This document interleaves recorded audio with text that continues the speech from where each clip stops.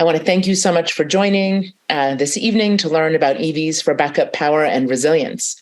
My name is Annika Osborn. I'm with Cool the Earth. We're an environmental nonprofit with the mission to reduce carbon emissions and air pollution. While we are big fans of walking, biking, public transportation, and carpooling, preferably in an electric car, with our Ride and Drive Clean collaboration, we focus on educating and engaging residents around zero emissions vehicles like EVs and e-bikes. Today, we're going to talk about EVs for backup power. This technology is advancing quickly. So just imagine in maybe a year or two, when we come home at the end of the day, when electricity is expensive and not very clean, powering up our homes with the energy stored in our EV batteries, and then charging our EVs at off-peak times, like when the sun is shining, when there's ample, clean, inexpensive electricity available from the grid. We're excited to offer this new webinar tonight, and we thank the City of Palo Alto Utilities for their sponsorship, which gives us the opportunity to explore how EVs not only help reduce carbon emissions and air pollution, but can also actually add resilience during power outages and when you need electricity away from your home. We'll be going over lots of information tonight. Not to worry, we'll be sending you a PDF of this presentation in our follow-up email. And if any questions come up, feel free to ask them in the chat. We'll try to answer them throughout the presentation or during the Ask Me Anything session. So we're going to start by talking a little bit about why EV, some of the benefits of driving electric. Then we'll talk about vehicle to everything, vehicle to load, vehicle to home, vehicle to grid. Then we'll talk about some solar and battery solutions, maybe not even related to EVs, but really good information. And then we'll talk a bit about sort of the total cost of ownership of EVs, including EV incentives. I know there have been some changes, so we want to always give you a little update there. And then at the end, we'll talk a little bit about some other programming that we're doing, Ride and Drive Clean. And then at the end, we'll have a Q&A session. I'd like to introduce my co-presenter, David Rempel, and volunteer David Fox, both who will be helping out in the chat. We are also lucky to have Palo Alto Utilities representative Connie with us tonight to answer any questions specific to the City of Palo Alto Utilities in the chat. One last note, please place your microphone on mute throughout the presentation. If you have a question, raise your hand and we can unmute you, or we'll let you know when we'd like to have you unmuted. All right, so let's dive in. So there are many benefits to driving electric. In California, our passenger vehicles are the single largest source of GHG emissions, representing up to 50% of our individual carbon footprint. When we switch from a gas car and to an EV and plug into clean energy like we can in the Bay Area, we're taking impactful climate action by reducing both carbon emissions and air pollution. And there's no sacrifice when you go electric. In fact, we can save time, money, and enjoy a better driving experience. Today, our big focus is on how EVs can also help us power up appliances and homes during a power outage, and maybe even help stabilize our grid in the future. So vehicle to everything, or V2X, is a high-level term of using your EV battery to store electricity that can be used for a variety of purposes. So vehicle to load is using your EV's battery to power up appliances. Vehicle to home is connecting your EV to a home electrical panel. So the battery essentially acts as a generator.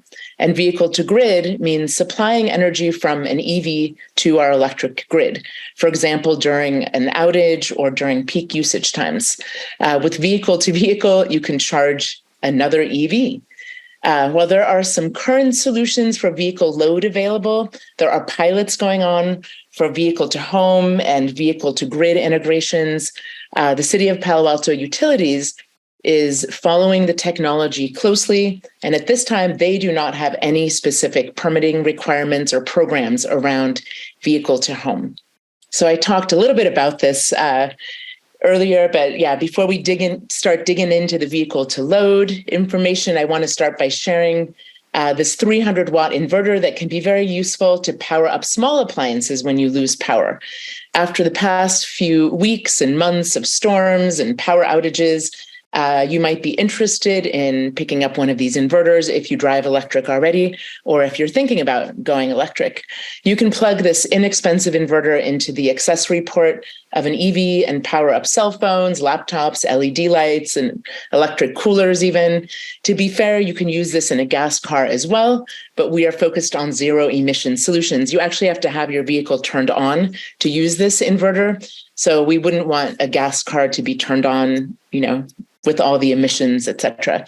But it works great with EVs. So 3 years ago, when we lost power for 5 days here in San Rafael, where I live, I used an extension cord and I was able to power up my cell phone, my laptop, and actually I plugged in like 3 or 4 string lights, so I had a little bit of comfort in my living room, which would have been dark otherwise in the evenings. I've also used this inverter several times during the workday to charge my computer and phone when there's a power outage. Sometimes I just sit in my car, plug it in, and just work from my car. So it's super handy. Sometimes I use it if I'm driving from meeting to meeting. I can just power up my laptop and my laptop using this inverter. It's a handy and inexpensive small solution. While the smaller 300-watt inverter can't power up a refrigerator, some new EVs can, as they have higher wattage bidirectional batteries. With these EVs, you can plug a vehicle-to-load adapter into your charging port, and you can plug in larger appliances like refrigerators, power tools, and camping equipment for several days. Who needs a coffee for the road when you can make a coffee on the road? Way more fun. So there are several EVs on the market with bidirectional batteries and vehicle-to-load adapters. The Kia EV6 and the Hyundai Ioniq 5 are compact crossovers built on the same platform. They are the first model from each manufacturer built exclusively as an EV. And as a bonus, they can charge very quickly, from 10 to 80% of their battery on a fast charger in just 18 minutes, which is really great when you're on a road trip. And even the newer Kia Niro EV has a vehicle-to-load adapter. I'd like to introduce one of our guests, David Fox, to talk a little bit about his Kia EV6. David, let us know why you got this car and what it's been like. Sure. Well, that is my car in the picture. And I remember using both that refrigerator, portable car refrigerator, and a popcorn popper, and I think a PA system and a hairdryer and some lights and, just as mostly as demonstration. But we did take it on a camping trip, and we brought that refrigerator with us and used it to power an induction burner, portable one, and an electric air mattress to pump it up. And it was really nice. We're going to do that again with our grandson. When I was researching EVs, that was one of the features I was really looking for, was the vehicle-to-load ability, with the idea that in an emergency, we could power our home refrigerator and some other appliances. But as it turned out, in the meantime, we went ahead and redid our solar system last fall and added battery backup. So it's not likely we'll need it for that, although someday I would love to be able to plug our Kia into our house because it has a much larger battery than the 16 kilowatt hour battery that we have for our solar system. I was also looking for the 2 other features I really wanted was super fast charging and range over 300 miles. So we get 310 hours. And this is our 4th EV. This is the first one we actually purchased. The previous 3 were all leased, starting with a Nissan Leaf in 2015 and then 2 Bolts back to back. And having rode those, I liked them a lot, but I wasn't ready to commit to actually purchasing one until I could find one that had those 3 features. And we love it. We love the car. Thank you so much, David. Yeah, it's been really nice to have David. He's a volunteer. He comes to a lot of our local events, and we enjoy popping popcorn together and serving cold beverages from the cooler. So similar in size, both the Genesis GV6, which is Hyundai's high-end brand, and the Fisker Ocean are coming soon, both with vehicle-to-load capabilities. And in case any of you are interested, I get this question once in a while, which EVs are convertible? Well, the Fisker Ocean, at the touch of one button, all of the 8 windows come down simultaneously, and there you are. It also has a solar sky roof, so very, very cool car. The Ford F-150 Lightning and the Rivian truck and SUV all offer great utility, including vehicle to load. The F-150 Lightning can actually act as a generator at home when there's a power outage, and all of these vehicles act as batteries on wheels. These utility EVs can power up tools at a construction site and can provide backup power for medical devices in an emergency. And EVs can even help us out when we're camping. This image is from Rivian's website a year ago or so. It exemplifies the future of camping. I'm a big camper, so this makes me very excited. So no need to bring a cooking stove and propane tanks. You can use the bidirectional battery to power up your meals. There's this electric cooktop. You can see the black, long kind of table behind the cab there. And you can keep your food cold with the electric cooler. And I just want to point out that driving is very energy intensive. So cooking a meal or keeping your food cool will use a little bit of your battery, but not as much as driving would. So you wouldn't deplete your battery by using these accessories. And I'd like to reintroduce David Rempel, Professor Emeritus from UC Berkeley, who's going to talk a little bit more about vehicle to load and cover vehicle to home and vehicle to grid. Thanks, Annika. And it's great to be here. We have almost 60 people on listening, so thank you all for joining us tonight. And I'm going to talk about these 3 different definitions of bidirectional charging. So when people think about bidirectional charging, they can think about different things. The example that Annika gave, where you plug something into a cigarette lighter, might be one, but I'm really going to talk about kind of a higher level of bidirectional charging, starting with vehicle load, then going to vehicle to home, and finally at the highest level, vehicle to grid. And all 3 are very different concepts for bidirectional charging. So that's what we're going to try to cover today. A vehicle that can do vehicle to load has 2 inverters in it. It has the primary inverter that charges the battery on the vehicle when you plug it in at home. So you take a car home, you plug it in, you're taking AC, alternating current, plugging that into the car, and then the car converts that to DC and charges its battery. Now, vehicles that can do vehicle to load have a second inverter that then converts the DC on the battery to alternating current that lets you power appliances. And these vehicles have standard plugs. They have a 110 volt plug or 120 volt plug or a 240 volt plug, like you see in the picture here. There's both the yellow cords, which are 110 volt outlets on this Ford F-150 Lightning, and then there's also a 240 volt outlet on this Lightning. There aren't that many vehicles that have and can do vehicle to load yet. A vehicle that can do vehicle to load has these outlets, and for example, the Bolt does not have one, or my Tesla does not have one yet, so I can't do vehicle to load with my vehicle using this process. But a lot of vehicles can. The Hyundai Ioniq can, and it can provide 4.6 kilowatts of energy, which is a fair amount of energy. The Kia EV6 is 3.6, and the Rivian is 2.2 kilowatts. So the most you can get out of any vehicle is the F-150 Lightning, almost 10 kilowatts, and that's because it has 3 inverters, 2 going from DC to AC rather than a single inverter. Now, just to give you an example of how much energy you might need, if you have a big fridge at home, the big fridge will draw about 4.4 kilowatts of energy. So any of these vehicles can easily charge or power a fridge. And they can power your fridge, they can power your lights if they're LED lights easily, and your internet, kind of the common things that you want to keep on when you have a loss of power. Now, the amount of power they can deliver over time is really dependent on the size of the battery.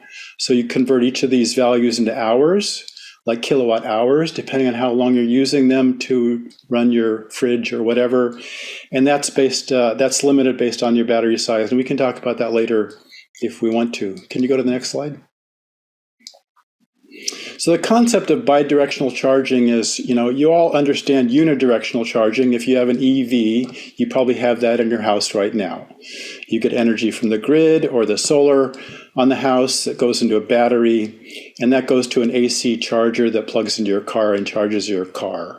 The bidirectional basically has that, plus it allows you to take energy from the car using the same cable to a bidirectional charger, which is very different than a standard charger, into the house and maybe into the grid. So the bidirectional charger can do vehicle to house and vehicle to grid. Next slide. So the simplest one here is the vehicle to home or house, V to H. And you might think it's useful for primarily power outage. It provides power when the power goes out. And the way it does that is basically it has a what's called an automatic transfer switch. So when you lose power from the AC grid, the switch switches all your power to your car. And so it doesn't confuse the power coming to the house between the grid and your car. There's an absolute separation of the two. And so during this time when you have power outage, this transfer switch switches over the power to your car. The car then sends energy into the house through an inverter that's inside the bidirectional charger. And this is a larger inverter than the ones I've been talking about that are inside the car. And this is why these are special bidirectional chargers that are much more expensive than a standard vehicle charger. They cost typically $4,000. Maybe they'll be less in 2 years from now. And it costs a lot of money to install these because these have to be installed with permits, and it's required that they be installed into the panel. So you have to have a licensed electrician install these, and you have to have permits to do them. And not all communities, in fact, I know very few communities in California that will allow bidirectional chargers yet. But we're anticipating that bidirectional chargers will be available toward the end of this year and maybe pretty common in 2 years. And a lot of communities then will be allowing you to install these. Next slide. So this is a list of some common bidirectional chargers you may have heard of. When you think about picking a bidirectional charger for yourself, you need to make sure it works with your vehicle. The Quasar wall box works with the Nissan Leaf so far. It will probably work with other vehicles in the future. The Sunrun bidirectional charger, which isn't quite available yet, will work with the 150 Lightning and probably other vehicles. And you can see other bidirectional chargers here. Decibel is made in California, Northern California, for Mata. And these are common bidirectional chargers. And there are a lot more companies than doing work on developing this technology. So it's going to be tricky to pick the right bidirectional charger for your vehicle a year from now or 2 years from now, but you want to make sure that it works with your EV and does what you need at your house. Whether you have solar or no solar or batteries, no batteries, you have to get the right one. Next slide. So I want to talk about vehicle to grid, but let's back up for a second and talk about, to prepare for that, talk about solar panels and house batteries. All of you know that solar panels can produce energy for your house. They reduce your greenhouse gas emissions. They provide electricity during power outages, especially if you have a house battery. And it reduces your electricity costs. And it allows for cost shifting to lower your energy costs. So cost shifting happens if you have different time of use billing. So in my home in Marin, I pay a lot more for electricity from the grid from 3 p.m. to midnight than I do from midnight to 3 p.m. I pay 45 cents a kilowatt hour from 3 p.m. to midnight. And from midnight to 3 p.m., I pay only 15 cents a kilowatt hour. So my costs triple if I use energy from 3 p.m. on. And what I do with my house battery is basically have the house battery provide energy for my house from 3 p.m. until midnight. So I'm not paying those high prices. And that's what's called cost shifting, that you can do that with the house battery. And I think maybe you'll be able to do that in the future with a vehicle too, to save money. Next slide. So this gets into vehicle to grid. The purpose really of vehicle to grid is to help provide energy to the grid to prevent rolling blackouts, and also during peak energy demands when the grid, the ISO needs more energy and they don't want to turn on as many natural gas generators to generate that energy. So they could be providing that energy from your car. That's really the goal here. And I don't know if you remember last summer, we had a pretty bad heat wave from August 17th to September 9th, and 10 days of near rolling blackout. In fact, I remember getting a call, an emergency call on my phone saying, please reduce your energy demands in the next few hours because we were close to a rolling blackout. And if you can see this curve here, the green line in that curve is the energy used by all Californians during one day, September 6th. And you can see that at midnight, it's around 36 gigawatts, drops to around 31 gigawatts at 4 in the morning. And then it peaks at 52 gigawatts around 4 in the afternoon, and then drops off. And so we have this huge energy demand in the afternoon from all the air conditioning units on in California. And that's okay right around the peak because the green shaded area is the energy provided by solar and wind. But you can see that when the sun goes down, the amount of energy from the solar panels drops in California, and the energy demands get really close to the peak energy that could be provided by natural gas generators. And right at that point is when we got close to having a blackout. And so during that time, people that had Tesla wall batteries, some of them did an experiment. They basically let their energy company like PG&E take energy from their batteries and provide it into the grid. Next slide. There are 4,600 homes that participated in this experiment during these 10 days.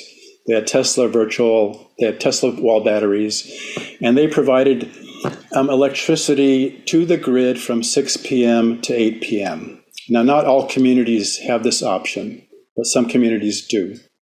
And altogether, these 4,600 homes provided 33 megawatts of power peak. So that's not much compared to the total demand for California, 52 gigawatts. So it's it's 1,000 times less than the total demands for California, but it's something.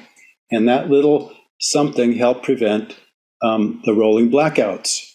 People who participated in this experiment were voluntary participations, and they set the discharge limit on their battery. I set the limit on my battery at 50%. They could take it from 100% down to 50%, but they couldn't take any more energy than that during this time period. Now, the potential for this is that there's more than 1 million homes in California that have solar and more than 50,000 that have power walls. So if a lot more homes with power walls participated, this would provide a lot of energy for the grid. But vehicle to grid is even better. Go to the next slide.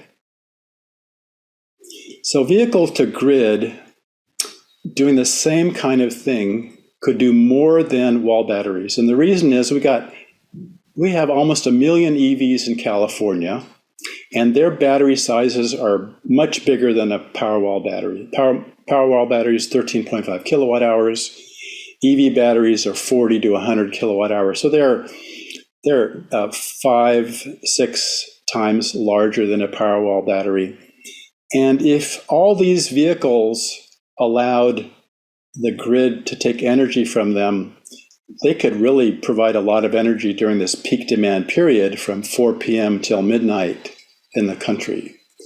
Now, the other advantage if you can do this is that you can make money. Last summer, when I participated in that experiment, PG&E paid me $2 per kilowatt hour for the energy they sucked out of my battery. Remember, I pay them 45 cents a kilowatt hour during peak demand. So I was making money, and you could make money if you plug into the system and use this vehicle to grid process. Next slide. Oh, before we go on, but I want to just conclude by saying that the whole concept of vehicle to grid is still in development and testing. A lot of these bidirectional chargers are undergoing evaluations by Underwriter Laboratory. They have to be approved by UL before they can be installed, and communities have to develop a permitting process to allow them to be installed in your home. And so all of that is still in development, and I'm anticipating that you'll be able to buy these units by the end of the year. So Annika, that's a summary, and I'll stick around and answer questions at the end. Thank you so much, David, for sharing all about these up-and-coming, exciting solutions. I'm going to shift focus a bit and talk about accessing clean, affordable energy. So once you start driving electric, it's ideal to charge your EV from rooftop solar. And it's a great feeling to charge your car from the electricity that you generate from your own roof. And for more resilience, you may want to consider a home storage battery, like both David Fox and David Rempel have done. There is a federal tax credit available for solar and storage this year, and for the next 10 years. It's 30% of the cost of the solar and battery. So that's really great news. I'll be sharing a resource at the end of this program where you can do a savings calculator and find out exactly, a little bit more information. If you're not ready for solar, City of Palo Alto Utilities electricity is already carbon neutral, and CPAU has some of the most affordable electricity around.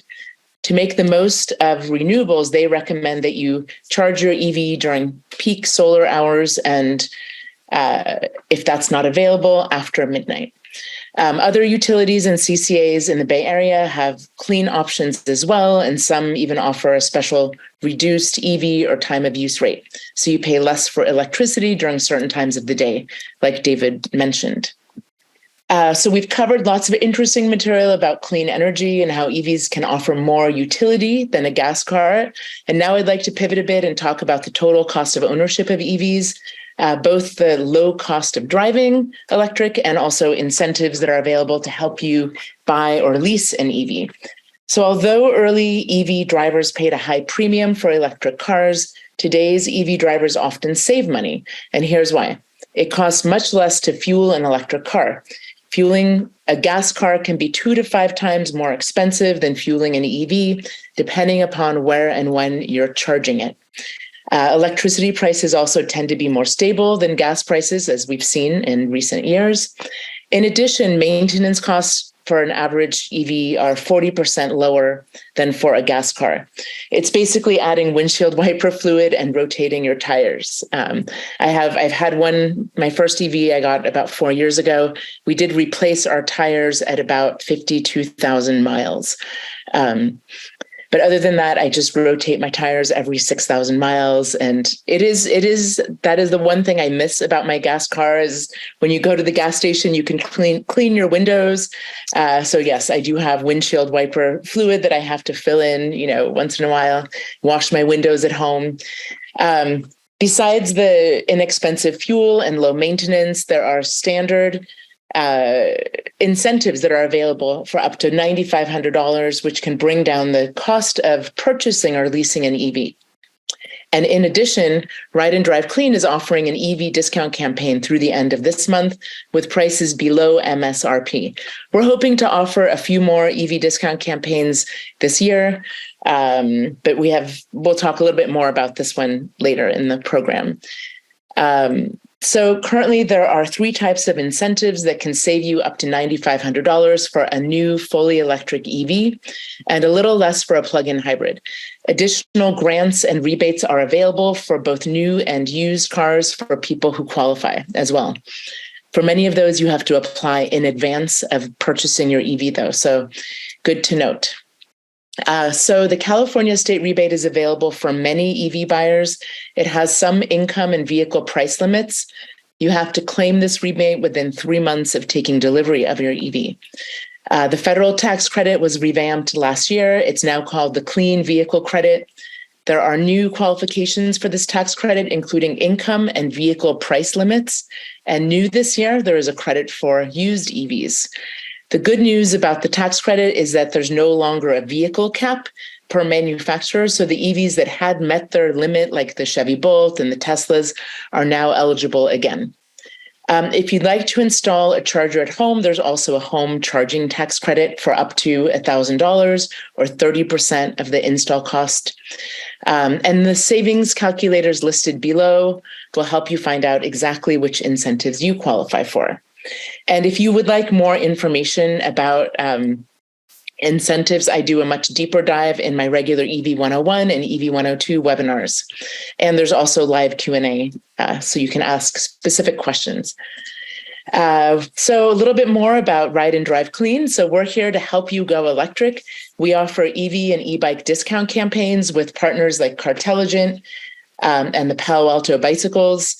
For the rest of the month, we have an EV and e-bike discount campaign running, both sponsored by City of Palo Alto Utilities.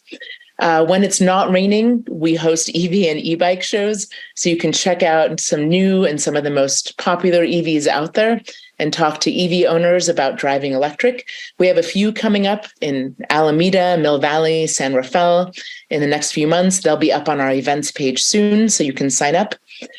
We also offer weekly Zoom webinars just like this one. You can find them on our events page. We'll include them in our upcoming newsletters. I'll just note that since you signed up for this webinar, you will be receiving our monthly newsletter, which is great. We send lots of different updates of when we're having our EV discount campaigns and special events. Of course, you can unsubscribe if you're not interested. Finally, we have a robust website with EVs, e-bikes, incentives, charging, and more.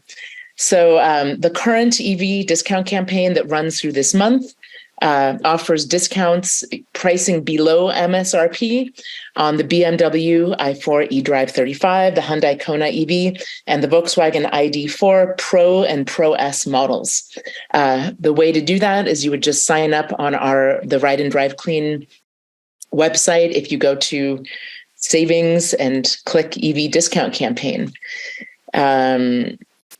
So I'd like to thank you all for attending this program today, wherever you are in your journey to an EV. I hope it was helpful. If you don't already drive electric, if you can make the switch to driving electric now, we're here to help. The sooner the better.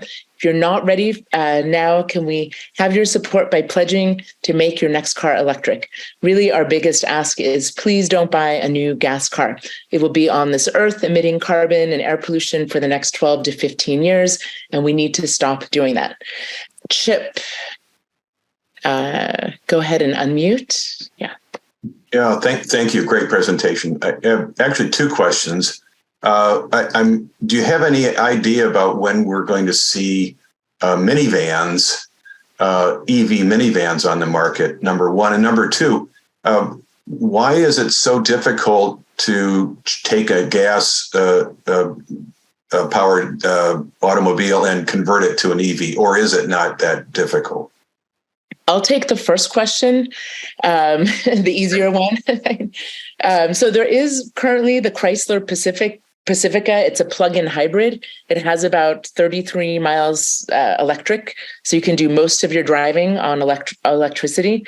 It's a really popular car. It's really nicely appointed, so Chrysler Pacifica. And I'm sure there will be more coming. I think we have to wait till a little later this year for the Volkswagen ID Buzz to become available to sign up for, and then that should be out on the market next year. And more are coming. David, do you want to take the second one, or anybody else here? Well, there are custom shops that will convert any gas vehicle to an electric vehicle, but it's an expensive process. These are expensive batteries you're going to get, and you have to rip out a lot of stuff and put in one or two motors. So it's going to be an expensive thing to convert a gas vehicle to an electric one. So you probably want to do it for a special vehicle like an MG. 1957 MG might be a good one to do it to. Great. Thank you, David. Yeah, there is a local company here in Marin who they came to another EV show that I was at, and they are converting some gas cars it's true, they are expensive to buy. All right. Okay. So if one has two cars, one EV and one ICE, is it more environmentally friendly to drive the ICE into the ground before replacing it with an EV, or replace it with an EV ASAP? Well, and that's a great question. A lot of people ask that question. The way I look at it, if you are able to replace your gas car and put your ICE car on the used market, then somebody else can buy a used car and they don't have to buy a new gas car. So that's how I would look at it. Try to drive your EV as much as you can. You can also retire that gas car. There is some funding available from the Air District if you retire your gas car. I have an answer for that one too. Okay, go for it. We have an EV. We drive the EV 95% of the time and the ICE 5% of the time. And that will help reduce your greenhouse gas emissions. That's great. Miles has a question. Miles. Yeah, hi. I had asked the question about incentives for home batteries, because currently they're still super pricey. And do you have any updates on that? Do you have any sense of where it's going to kind of move to in the next year or so? Well, we know the federal tax credit has an incentive for 30%, a tax credit for 30% of the cost. So that's significant. David, do you know of any more discounts on the battery? Yeah, there is an SGIP rebate available for some people, depending on where you live. You have to live in a community that's at high risk or low income community, and that can be $1,500 to $2,500 rebate also. But I would keep my eyes open for new rebates from the CPUC, the California Public Utilities Commission, because they announced in December, when they basically trashed rooftop solar, that they were going to provide big incentives for home batteries as an alternative. I haven't seen those yet, but I'm pretty sure they're going to be coming out soon. Can my 2018 Bolt do vehicle to home? Well, possibly. I actually know somebody who has signed up for one of these home energy management systems, Decibel, and she's waiting to hear. She may need to have some hardware update to the Chevy Bolt. So, yeah. And then you would have to sign up for that inverter as well, purchase that inverter as well, which can act as a charger and an inverter. It's a difficult question because the vehicles need to be kind of prepared electronically for doing vehicle to home. And I think the Teslas, maybe 2 years ago, they began including the electronics for vehicle to home, but they didn't announce it, so it's not really available. And then on top of that, the vehicle manufacturer wants to make sure that the process isn't going to degrade the battery, so they want to approve the process of a bidirectional charger before you start using it on a regular basis.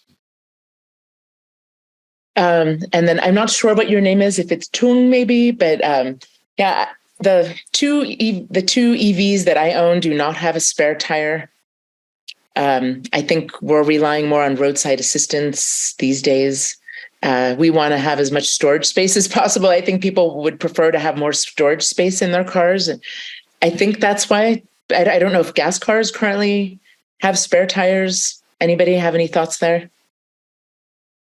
Yeah. Well, hopefully your friend was okay and an emergency service was able to come and help him or her out.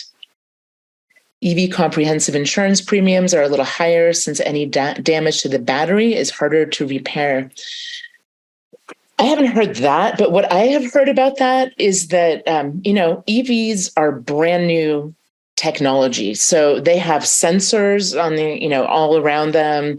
They have, crash detectors. So if something does happen, it's more to like the body, I've heard, of the car. It might be a little bit more expensive to repair it because of the electronics and the sensors that are on the outside. I just got a new EV, and my bids were all over the place, but the cheapest was $108 a month for insurance, which is pretty low for a brand new vehicle. Do you have any children on your insurance? No, Okay. no kids under 25. So Okay. so.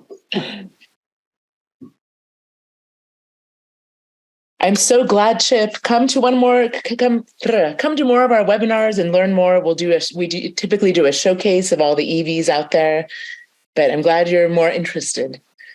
Yes, Narissa, we talked about this. So I have it on the slide. You'll see the name and the price exactly on the slide when I send you the PDF. I think it's like a Berserk or something. It's a $30 300-watt inverter that's available to purchase on Amazon.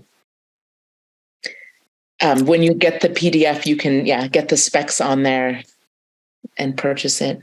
I have a question for Mary, who's on the line with us, if she can unmute, because Mary has a Rivian. She's had it for almost a year, and I'd like to know, Mary. Oh, no, almost a year. You're right. It's not June yet. Hey, David.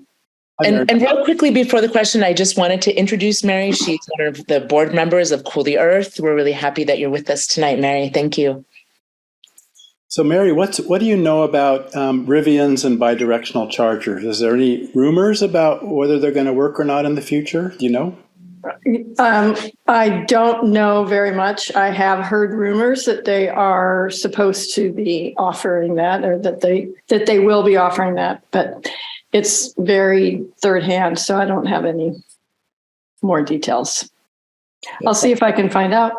It's like a lot of vehicles, except for just a handful that say they're definitely making their vehicles bidirectional charger capable, like the Ford F-150 Lightning.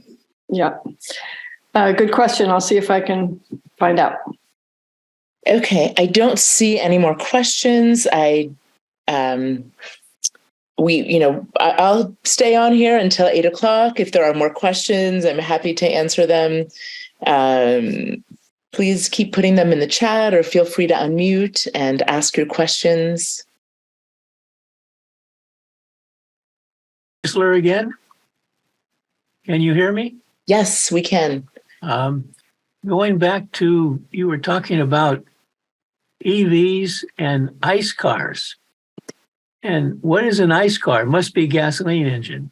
Yeah, it's an internal combustion engine vehicle. Oh, thank you. Okay. Sorry, lots of acronyms coming out these days. Okay, thank you. I don't mean to monopolize, but it looks like it's open.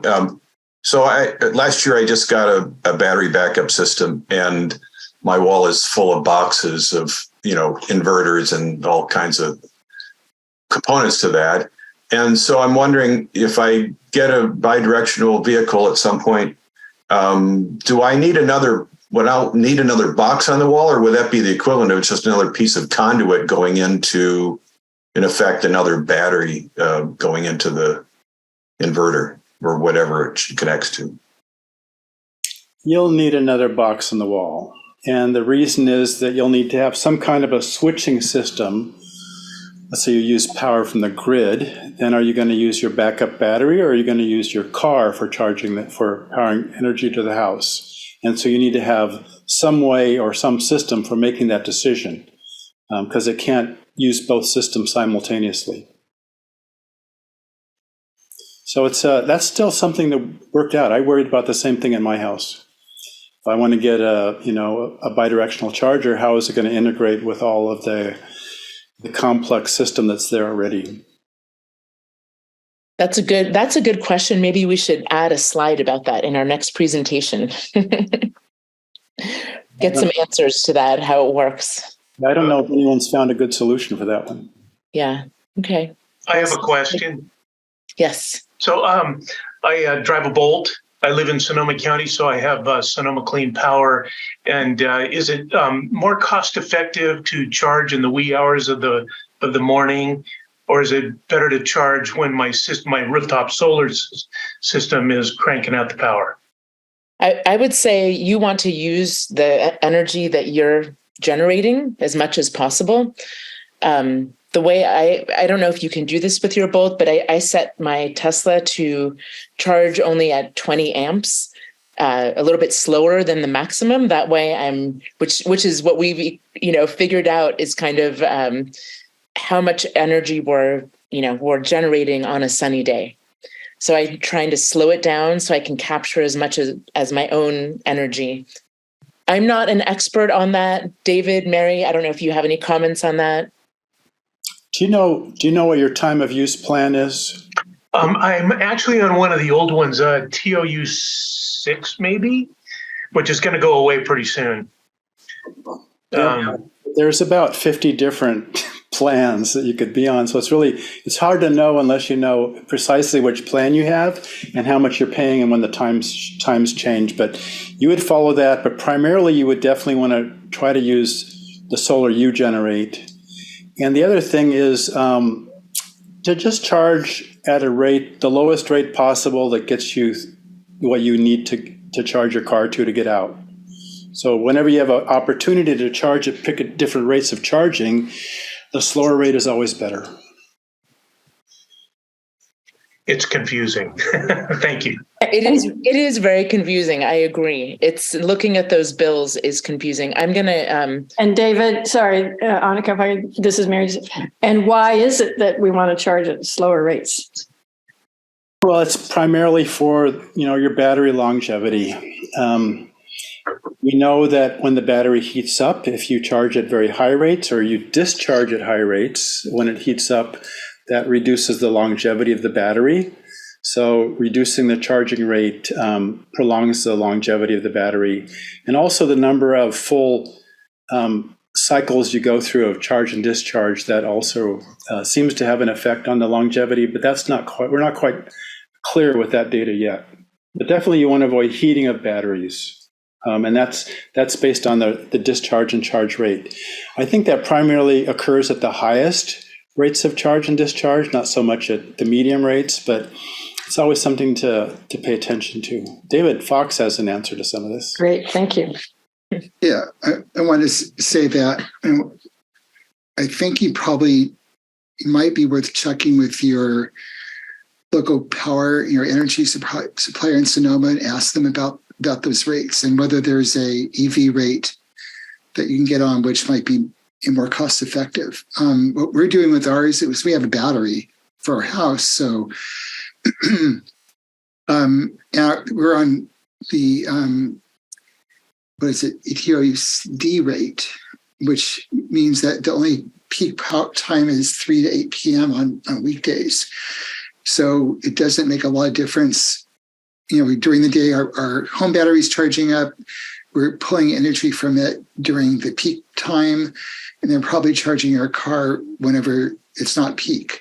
And but partly it depends on how many miles you drive and how low the rate is. In Marin Clean Energy buys back our energy at a higher rate, so we're actually.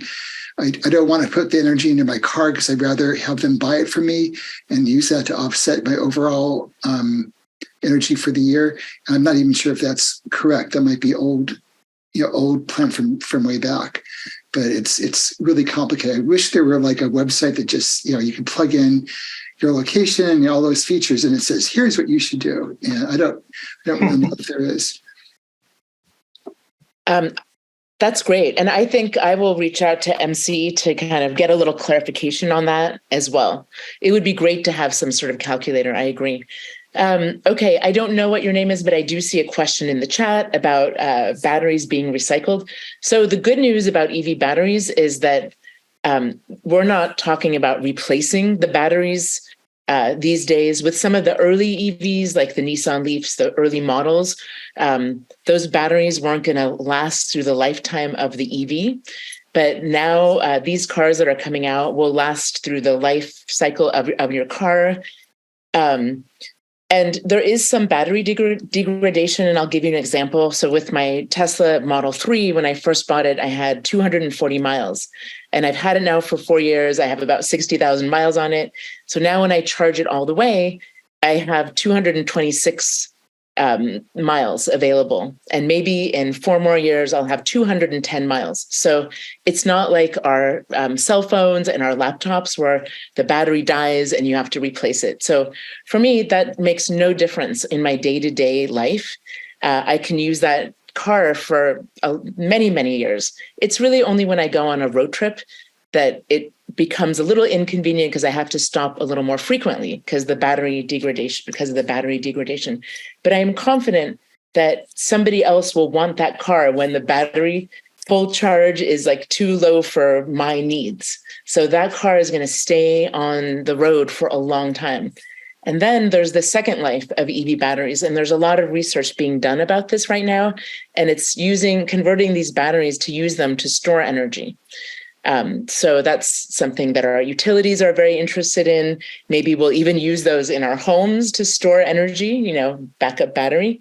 And then the great news is that I've always said 95%, but I just read an article this week that said 99% of the materials in the EV battery can be recycled and reused. Actually, it was an article written by somebody who used to run the batteries for Tesla, and he is now starting his own. He started his own company. It's like Redwood Recycling or something, and there aren't that many EV batteries out there to be recycled yet. So it's a really kind of a new industry.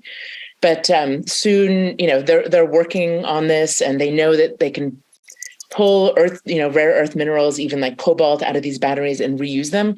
And we think a lot of the future batteries will be made from the materials that are in these old batteries. Sorry, that was a really long answer. Aaron had a point, and a really important point, that even though it may be cheaper to charge at night, depending on which system you have for payment. For me, it's cheap from midnight to 3 p.m. But it's always better if you can charge a vehicle to charge it during the day when the sun is shining. If you have your own solar, or even if you don't have solar, because you're pulling energy off the grid that comes from solar and wind. And so it's just cleaner energy charging your car than nighttime. At nighttime, as you pointed out, Aaron, you're getting non-renewable power from natural gas generators.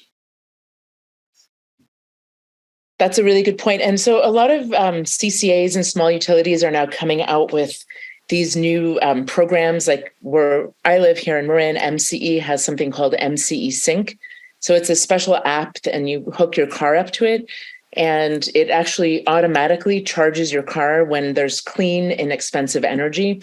I know San Jose Clean Energy. No, it's another, it's not San Jose Clean Energy. I think it's Silicon Valley Clean Energy has something called Grid Shift. So I know this technology is available now for many people in the Bay Area so that you know that you're getting the cleanest, most affordable electricity available. And I know with MCE Sync, I have solar at my house. And so they're doing like a beta pilot right now. So trying to figure out like how this works if you do have solar. So this is all really good news. Everybody's trying to figure out, it's very interesting that I think we actually have enough energy to power up all these EVs. People get worried. It's really just a matter of when people are charging their EVs,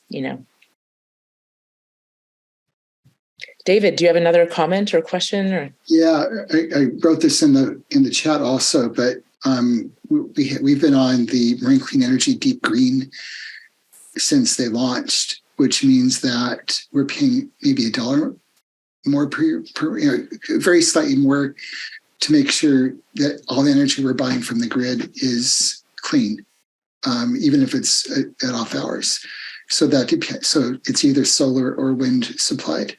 So that kind of depends on, again, where you're buying your energy from and what what options are open for that. But I want to make sure that no energy. I mean, obviously, I don't know where the electron actually came from, when it's coming. But the idea that we're paying that for the deep green energy.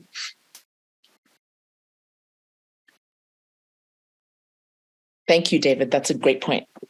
Yeah, and all that money that you're paying for your energy is going into building more solar farms and wind turbines. So that's really great news. We just want to have more of the pie be renewables. And I did want to point out that you might be paying a little bit more than you would if you had the kind of light green, which is 60% renewables.